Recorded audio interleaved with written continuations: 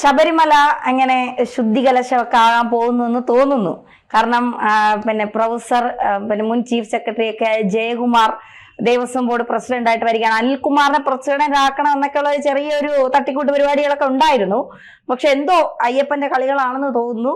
അനിൽകുമാർ വന്നില്ല. ആ സ്ഥാനത്തേക്ക് ദൈവ ചൈതന്യമുള്ള ഈശ്വര വിശ്വാസിയായ ഒരാൾ തന്നെ വന്നു എന്നുള്ളത് ഭക്തരെ സംബന്ധിച്ചിടത്തോളം വളരെ ആശ്വാസകരമാണ്. ആശ്വാസമൊക്കെ തന്നെയാണ്. പക്ഷേ ഈ ചരട് എപ്പോഴും CPM-ന്റെ കയ്യിലായിരിക്കും. വീണ്ടും കൊള്ള നടക്കാനുള്ള സാധ്യത ഉണ്ടോ? പിണറായി വിജയന്റെ വിശ്വസ്തനായിട്ടുള്ള ഒരു IAS-കാരനാണ്, അല്ലെങ്കിൽ റിട്ടയർഡ് IAS-കാരനാണ് ഇദ്ദേഹം. അതുപോലെ തന്നെ ഉമ്മൻചാണ്ടിക്കും പ്രിയങ്കരനായ ഒരു വ്യക്തിയായിരുന്നു ഇദ്ദേഹം. വലിയ ഭാഗ്യവാനാണ്.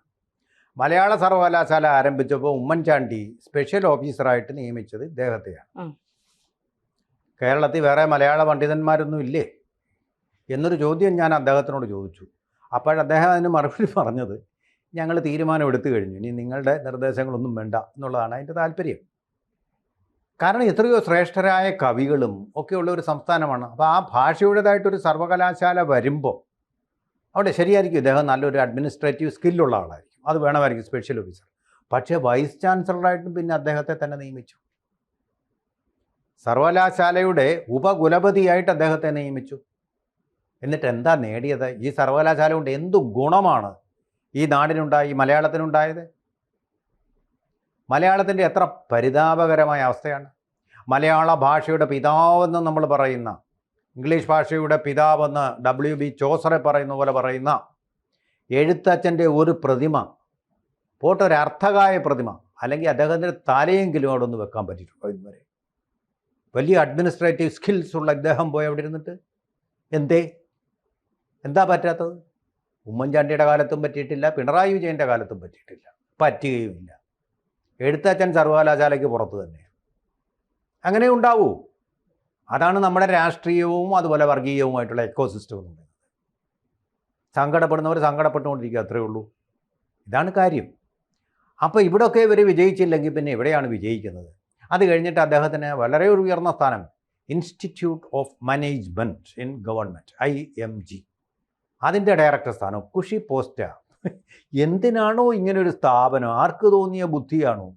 ഈ സ്ഥാപനത്തിൽ ഞാനും പോയി ക്ലാസ് എടുത്തിട്ടുണ്ട്, ഇൻ്റർവ്യൂ ഉദ്യോഗസ്ഥരെ ചെയ്തിട്ടുണ്ട്, അവർക്കുള്ള പ്രൊമോഷന് വേണ്ടിയിട്ടുള്ളത്. ഈ ഒന്നാം തരം ചാപ്പാടാകട്ടോ, കുറ്റം പറയുന്നില്ല. നല്ല പാടപ്രഥമനൊക്കെ കൂട്ടിയുള്ള ആടിപ്പൊളി ഊണ്, കംപ്ലീറ്റ് AC. ഈ പടച്ചുവിടുന്ന എന്ത് സർക്കാർ ഉദ്യോഗസ്ഥന്മാരുടെ ജോലിയുടെ ഗുണനിലവാരം അല്പമെങ്കിലും മെച്ചപ്പെട്ടിട്ടുണ്ടോ? അവരുടെ നിലവാരം മെച്ചപ്പെടാൻ ശമ്പള കമ്മീഷനുണ്ട്, ഇടയ്ക്കിടയ്ക്ക് വരുന്നുണ്ട്. ഞാൻ അവരുടെ ചെയ്തതുള്ള നിലവാരമല്ല പറയുന്നത്.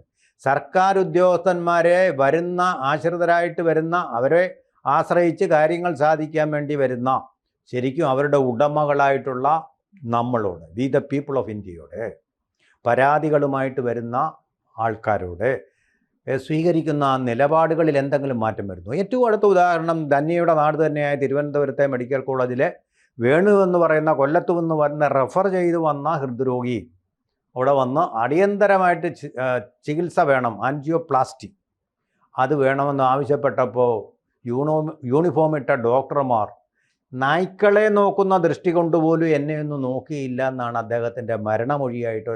ഓട്ടോറിക്ഷക്കാരനാണ് ഇദ്ദേഹം. ഓട്ടോറിക്ഷയുടെ യൂണിഫോം ഡോക്ടർമാർക്ക് പിടിക്കില്ല. എല്ലാ ഡോക്ടർമാർക്കും അല്ലേ, നല്ല ഡോക്ടർമാർ എത്രയോ പേരുണ്ട്. പിടിക്കാത്തത് കാരണം മരണപ്പെട്ട, ആൻജിയോപ്ലാസ്റ്റി വേണ്ടാത്ത ലോകത്തിലേക്ക് പോയിട്ടുള്ള ആ വേണു നിങ്ങൾ എന്ത് ഇമ്പ്രൂവ്മെൻ്റാണ് അവരുടെ ഈ സേവനത്തിൻ്റെ ഗുണനിലവാരത്തിൽ ഉണ്ടാക്കി വെച്ചിട്ടുള്ളത്? IMG എന്ന് പറയുന്ന ഒരു വെള്ളാന പോലെ, ഒരു ഡയറക്ടർ എന്ന് പറയുന്ന വെള്ളാന പോലെ, ആ വെള്ളാന പോലെ ഇരുന്ന ആളാണിന്ന് അയ്യപ്പൻ്റെ ദേവസ്വം ബോർഡിൻ്റെ അധികാരിയായിട്ട് പോകുന്നത്. അതിന് വ്യക്തമായിട്ടുള്ള ഒരു ബോധ്യം നമ്മുടെ മുൻ ദേവസ്വം മന്ത്രിയായിരുന്ന G. സുധാകരൻ പറഞ്ഞു. ദേവസ്വം ബോർഡല്ല ദൈവം. വളരെ ശക്തമായിട്ടുള്ള ലക്ഷ്യവേദിയായിട്ടുള്ള സത്യങ്ങൾ ഇടയ്ക്കിടയ്ക്ക് ആ നാവിൽ നിന്ന് പുറപ്പെടാറുണ്ട്. സത്യമല്ലേ അത്? ദേവസ്വം ബോർഡിനെ ദൈവമാക്കി വെച്ചിരിക്കുക, അവിടെ കൊണ്ട് ജയകുമാറിനെ പ്രതിഷ്ഠിക്കുക. എന്ത് കാര്യത്തിന്? ദേവസ്വം കാണാൻ സുന്ദരനൊക്കെ ആയിരുന്നു, പാസ്റ്റ് ടെൻസിൽ പറയണം, റിട്ടയർ ചെയ്തു. ആര്? ജയകുമാർ. വളരെ പരമസുന്ദരനും ഒക്കെയാണ്, നല്ല വെളുത്തിട്ട് നല്ല സുന്ദരനും ഒക്കെയാണ്. എന്നെയൊക്കെ ഇൻ്റർവ്യൂ ചെയ്തിട്ടുള്ളതൊക്കെയാണ്. ശരി, അദ്ദേഹത്തിനോട് നന്ദിയൊക്കെ ഉണ്ട്. പക്ഷേ ആ നന്ദി വെച്ചുകൊണ്ട് തന്നെ ഞാൻ പറയട്ടെ, അദ്ദേഹത്തിനെ പറ്റി അദ്ദേഹത്തിൻ്റെ IAS സർക്കിളിൽ തന്നെ അത്ര നല്ല അഭിപ്രായമൊന്നും ഉണ്ടാവും. പാരകളായിരിക്കാം, അദ്ദേഹത്തെ പറ്റി ആരോപണങ്ങളുണ്ട്, അത് ഞാനിവിടെ പറയുന്നില്ല, ഇത് അപ്രസക്തമാണ്. പക്ഷേ അയ്യപ്പനെ സേവിക്കാൻ, അവിടെ ദേവസ്വം ബോർഡിൻ്റെ ആ കസേരയിലിരിക്കാൻ വേണ്ട ഏറ്റവും വലിയ യോഗ്യത എന്ന് പറയുന്നത് ഭക്തിയാണ്, ഭക്തിയാണ്, ഭക്തി മാത്രമാണ്. ഇദ്ദേഹം പറഞ്ഞത് ഞാൻ ഈശ്വര വിശ്വാസി എന്നാണ്. എവിടെയാണ് ഈശ്വര വിശ്വാസി അദ്ദേഹം? അങ്ങനെയല്ല, ഈശ്വരന് നിരക്കാത്ത പ്രവൃത്തികൾ അദ്ദേഹം IASൻ്റെ കസേരയിൽ ഇരുന്നുകൊണ്ട് അദ്ദേഹം ചെയ്തിട്ടുണ്ടെന്നുള്ളതാണ് അദ്ദേഹത്തിനോട് അടുത്ത വൃത്തങ്ങൾ തന്നെ പറയുന്നത്. എന്താണെന്ന് പറയാൻ എനിക്ക് മടിയുണ്ട്. അതൊരു മാന്യത ഉള്ളതുകൊണ്ട് ഞാനത് വെളിപ്പെടുത്തുന്നില്ല. അദ്ദേഹത്തോട് അടുത്ത അദ്ദേഹവുമായിട്ട് ബന്ധപ്പെട്ടിട്ടുള്ള ആൾക്കാർ തന്നെ പറഞ്ഞിട്ടുള്ളത്. അത്ര പരിശുദ്ധാത്മാവൊന്നുമാണ് അദ്ദേഹമെന്ന് എനിക്ക് തോന്നുന്നില്ല, ആണെന്ന് എനിക്ക് തോന്നുന്നില്ല. നമ്മുടെ സംവിധായകനായിട്ടുള്ള M. കൃഷ്ണൻ നായരുടെ മകനാണ് ഇദ്ദേഹം.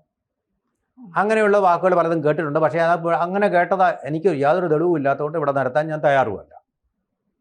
അദ്ദേഹത്തിനെ വ്യക്തിഹത്യ ചെയ്തതാണോ പാര വെച്ചതാണോ എന്ന് എനിക്കറിയാൻ വയ്യ. അങ്ങനെയുള്ള അഭിപ്രായങ്ങൾ മറ്റുള്ളവരെ കുറിച്ച് കേട്ടിട്ടില്ലല്ലോ. ധാരാളം ചീഫ് സെക്രട്ടറിമാരുണ്ടല്ലോ, അവരെക്കുറിച്ച് ആരും ഇങ്ങനെ പറയുന്നത് ഞാൻ കേട്ടിട്ടില്ലല്ലോ. അങ്ങനെ ഞാൻ പറയുന്നത് കേട്ടില്ല. അഴിമതിക്കാരെന്ന് പലരെക്കുറിച്ചും പറഞ്ഞിട്ടുണ്ട്. ഇദ്ദേഹത്തെ അഴിമതിക്കാരനാണെന്ന് പറഞ്ഞിട്ടില്ല. പക്ഷേ ചില വിഷയങ്ങളിൽ അദ്ദേഹത്തിന് ദൗർബല്യം ഉണ്ടെന്നുള്ള ഒരു സൂചനയാണ് എനിക്ക് കിട്ടിയിട്ടുള്ളത്. നമുക്ക് പിന്നെ അനുഭവം ഇല്ലാത്തതുകൊണ്ട് കാര്യങ്ങൾ നമുക്ക് അനുഭവം കാര്യം നമ്മളിതിനെ പറഞ്ഞുകൊണ്ടുള്ള മര്യാദയായിട്ടുള്ള കാര്യമല്ലല്ലോ. പക്ഷെ അങ്ങനൊരു പറയേണ്ടതെല്ലാം പറയുന്നുണ്ട്. അല്ല, അങ്ങനെ ഒരു ആളിനെ ഞാൻ ഇത് നമ്മൾ അല്ലാതെയും ചിലപ്പോൾ വരാം, ആരോപണങ്ങളൊക്കെ വരാം. ഒരു ദേഷ്യം തോന്നിക്കഴിഞ്ഞാൽ ഇപ്പോൾ കഴിഞ്ഞില്ലേ, കഴിഞ്ഞ തവണത്തെ ചീഫ് സെക്രട്ടറിയും ഒരു കണ്ടില്ലേ, ആ ഭർത്താവ് നല്ല വെളുത്തവാവ്, പിന്നെ അതുപോലെ തന്നെ കറുത്തവാവ്. ഇതിനൊക്കെ ഇത്ര സെൻസേഷൻ ഉണ്ടാക്കിക്കൊണ്ട് ഇതിനോടൊക്കെ പ്രതികരിക്കേണ്ട കാര്യം വല്ലതും ഉണ്ടോ? ഭർത്താവിനെ നല്ലതെന്ന് പറയുമ്പോൾ സാധാരണഗതി ഭാര്യമാർ സന്തോഷിക്കുകയല്ലേ ചെയ്യേണ്ടത്. അതിനെ ഒരു എന്താ പറയുന്ന ഒരു റേസിസ്റ്റ്, തൊലിയുടെ നിറത്തിന്മേലുള്ള ഒന്നായിട്ട് കണക്കാക്കിക്കൊണ്ട് വരുമ്പോൾ അതൊരു തരം കോംപ്ലക്സിൽ നിന്നുണ്ടാകുന്ന സംഭവമാണെന്നേ പറയാൻ പറ്റും. അതുപോലുള്ള കാര്യങ്ങളല്ല വന്നിട്ടുള്ളത്, ഗൗരവം ഏറിയ കാര്യങ്ങളാണ് ഞാൻ കേട്ടിട്ടുള്ളത്. പക്ഷേ അത് പോട്ടെ, അതൊക്കെ ഇവിടെ അദ്ദേഹത്തിൻ്റെ സ്വകാര്യതകൾ. ആരും പരാതി വരാത്തിടത്തോളം കാലം അദ്ദേഹം പരിശുദ്ധൻ തന്നെ. അപ്പോൾ അങ്ങനെ രാഹുൽ മാൾക്കൂട്ടത്തിനെയൊക്കെ നമ്മൾ ധാരാളമായിട്ട് പീഡിപ്പിച്ചു. അതുകൊണ്ട് പറഞ്ഞതാണ് ഇതിൻ്റെ പേര് ഒരുപാട് അദ്ദേഹത്തെ തരം താഴ്ത്തുകയും ചെയ്തു. ഇദ്ദേഹത്തിന് അങ്ങനെയുള്ള യാതൊരു തരത്തിലുള്ള അഴിമതിയുടെ പേരിലാവട്ടെ ഈ കാര്യത്തിലാവട്ടെ യാതൊരു വിധമായിട്ടുള്ള പരാതികളും ഉണ്ടാക്കിയിട്ടില്ലാത്ത ഒരു വ്യക്തി. അപ്പോൾ ഒരു ക്ലീൻ ചിറ്റ് അദ്ദേഹത്തിനുണ്ട്. നമുക്കത് തന്നെ വിശ്വസിച്ചുകൊണ്ട് എന്ത് ഭക്തിയാണ്. ഇന്ന് വരെ ഒരു ചന്ദനക്കുറി ഇട്ടുകൊണ്ട് കണ്ടിട്ടുണ്ടോ ജയകുമാർ? ഏതെങ്കിലും ഒരു അമ്പലത്തിൻ്റെ തിരുവനന്തപുരത്ത് നിന്ന് വരുന്നതാണല്ലോ, എല്ലാ ക്ഷേത്രങ്ങളും സന്ദർശിച്ചിരിക്കില്ല. ഏതെങ്കിലും ഒരു അമ്പലത്തിൻ്റെ മുമ്പിൽ അദ്ദേഹത്തിനെ കണ്ടിട്ടുണ്ടോ? ഏതെങ്കിലും ഒരു ദൈവത്തെക്കുറിച്ച് ഒരു ലേഖനം അദ്ദേഹം എഴുതിയിട്ടുണ്ടോ? പറയുന്നതെല്ലാം മോദിക്കെതിരെ അല്ല. മാതൃഭൂമി വരുമായിരുന്നു പരമ്പരയായിട്ട്. മോദിക്കെതിരെയുള്ള ചീത്തവിളികളും തെറിവിളികളും അല്ല. എന്താണ് അദ്ദേഹം ലേഖനമായിട്ട് എഴുതിയിട്ടുള്ളത്? ചലച്ചിത്ര ഗാനങ്ങൾ എഴുതിയിട്ടുണ്ട്. ശരിയാണ്, ഒരു കവി, ഒരു IASകാരനും കവിയായിരിക്കുക എന്ന് പറയുന്നത് ഒരു പ്രയാസമുള്ള കാര്യമാണ്. അത് സംഭവിക്കാത്ത കാര്യമാണ്. ആ ഒരു ദ്വന്ദ്ങ്ങളെ അദ്ദേഹം ഒന്നിപ്പിച്ചു എന്നുള്ളത് വളരെ ശരിയായിട്ടുള്ള കാര്യവുമാണ്. ഒരുമാതിരി ഭേദപ്പെട്ട, അല്ലാതെ അത്ര വലിയ മഹത്തായ ചലച്ചിത്ര കാവ്യങ്ങളാണ് അദ്ദേഹം രചിച്ചതെന്ന് പറഞ്ഞ് റഫീഖ് അഹമ്മദുമായിട്ട് താരതമ്യം ചെയ്യുമ്പോൾ ഒന്നുമല്ല അദ്ദേഹം, ഒന്നുമല്ല. കവി പാട്ടെഴുതുന്നവരെല്ലാം അങ്ങ് മഹാന്മാരാണെന്ന് പറയാൻ പറ്റും. റഫീഖ് അഹമ്മദിൻ്റെ അകത്ത് പുതുമയുടെ പദമുദ്രകളുണ്ടെന്ന് മാത്രമല്ല ആശയത്തിൻ്റെ ആഴമുണ്ട്, വളരെ ആഴമുണ്ട്. വ്യത്യസ്തമാണ് കവിതകൾ. എന്ന് വിചാരിച്ച് ഒരാളെ പോലെ മറ്റൊരാൾ ഇരിക്കണമെന്നല്ല നമ്മൾ പറയുന്നത്. സാഹിത്യത്തിന് അദ്ദേഹം ചെയ്ത സംഭാവനകൾ എന്താ? മലയാള സർവകലാശാലയുടെ തലപ്പത്തിരിക്കാൻ സാഹിത്യത്തിന് അദ്ദേഹം ഒന്നും സംഭാവന ചെയ്തത് ആ സർവകലാശാല വൈസ് ചാൻസലറായിട്ടിരുന്നു. നായരെന്നുള്ളതായിരിക്കും ക്വാളിഫിക്കേഷൻ. അല്ല, ഇവിടെ വരാനും കാരണം ഇപ്പോൾ VN വാസവനെയാണ് ചുമതലപ്പെടുത്തിയത് തിരഞ്ഞെടുക്കാൻ. ഈ പ്രാവശ്യത്തെ ഒരു ഈഴവനായിരുന്നു വാസ്തവത്തിൽ. കോട്ടയത്ത് നിന്നോ പത്തനംതിട്ട ജില്ലയിൽ നിന്നോ ഒരു ഈഴവൻ, ഞാൻ കോട്ടയത്തുകാരനായതുകൊണ്ട് കൊതിക്കറിവ് പറയുന്നൊന്നും അല്ല, നല്ല ഒരാൾ വരേണ്ടതിൻ്റെ മാനദണ്ഡം എന്ന് പറഞ്ഞാൽ IAS അല്ല, ശരിയായിട്ടുള്ള ഒരു ഭക്തനാണ് അവിടുത്തെ കാര്യങ്ങളൊക്കെ അറിയാവുന്ന ഒരു ഭക്തൻ. ഒരു IPSകാരനുണ്ടായിരുന്നു അവിടെ പണ്ട് വിജിലൻസ് കമ്മീഷണറായിട്ട്. അതിൻ്റെ പേര് ഗോപാൽ കൃഷ്ണ എന്നാണെന്ന് ഞാൻ ഊഹിക്കുന്നത്. അദ്ദേഹത്തെ പോലെ ഒരാൾ വന്നാൽ വളരെ ഡിവോട്ടഡെന്നോ അയ്യപ്പനോടല്ല ഡിവോട്ടഡ്, ശബരിമലയോട്, അവിടുത്തെ കള്ളത്തരങ്ങളോട് പടപൊരുതിയതിൻ്റെ പേര് ഇയാൾക്ക് വട്ടാണെന്നും പറഞ്ഞ് ദേവസ്വം ബോർഡ് പ്രസിഡന്റ് അവിടുന്ന് സ്ഥലം മാറ്റിച്ച ആളാണ്. അതുപോലുള്ള ആൾക്കാർ വന്നാലാണ് ഈ കള്ളന്മാരിൽ നിന്ന് ശബരിമലയെ ഗോപാലകൃഷ്ണൻ അല്ല, ക്ഷമിക്കണം, RG രാധാകൃഷ്ണൻ അല്ലേ, നല്ല വെളുത്തു സുമുഖനായിട്ടൊരു വ്യക്തി, IPSകാരൻ. ഒരു കൃത്രിമവും ചമത്കാരവും ഇല്ലാതെ അവിടുത്തെ സത്യങ്ങൾ അദ്ദേഹം ചാനൽ ചർച്ചകളിലൂടെ പൊതുജനങ്ങളെ ബോധ്യപ്പെടുത്തുന്നുണ്ട്. ശരിയായിട്ടുള്ള രീതി അദ്ദേഹം തന്നെയാണ് പറഞ്ഞത്. ശബരിമലയിലുള്ളത് കാർട്ടലാണെങ്കിൽ ജയകുമാർ പോരാ. ജയകുമാറിനെ അവിടെ പിടിച്ചിരുത്തിയിരിക്കുന്ന ആൾക്കാർ പറയുന്നത് മാത്രമേ ജയകുമാർ ചെയ്യുകയുള്ളൂ. അപ്പോൾ അത് മറ്റൊരു PS പ്രശാന്ത് തന്നെ ആയിരിക്കും അവിടെ വരുമ്പോൾ. അതിനപ്പുറം ഒന്നുമില്ല. അങ്ങനെ ഒരാളിനെ, അങ്ങനെ ഒരു ചട്ടുകത്തെയാണ് അവർക്ക് ആവശ്യം. ഇദ്ദേഹത്തിന് അതിനപ്പുറം ഒരു കുന്തവും ചെയ്യാനുള്ള മനസ്സില്ല.